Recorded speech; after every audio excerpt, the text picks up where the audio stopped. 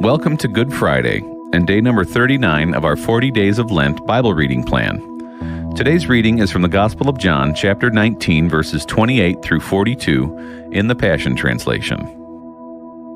Jesus knew that his mission was accomplished, and to fulfill the scripture, Jesus said, "I am thirsty." A jar of sour wine was sitting nearby, so they soaked a sponge with it and put it on the stalk of hyssop and raised it to his lips. When he had sipped the sour wine, he said, "It is finished, my bride." Then he bowed his head and surrendered his spirit to God. The Jewish leaders did not want the bodies of the victims to remain on the cross through the next day, since it was the day of preparation for a very important Sabbath.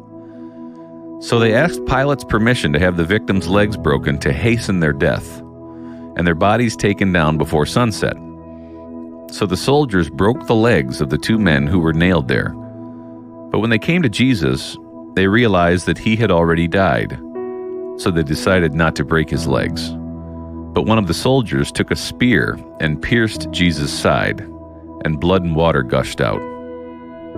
I, John, do testify to the certainty of what took place, and I write the truth so that you might also believe. For all these things happened to fulfill the prophecies of the Scriptures. Not one of his bones will be broken, and they will gaze on the one they have pierced. After this, Joseph from the city of Ramah, who was a secret disciple of Jesus for fear of the Jewish authorities, asked Pilate if he could remove the body of Jesus. So Pilate granted him permission to remove the body from the cross. Now Nicodemus, who had once come to Jesus privately at night, accompanied Joseph, and together they carried a significant amount of myrrh and aloes to the cross. Then they took Jesus' body and wrapped it in strips of linen with the embalming spices, according to the Jewish burial customs.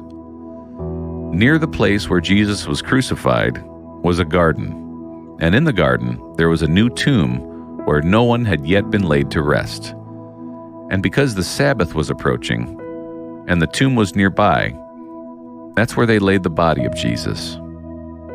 This is the gospel of the Lord.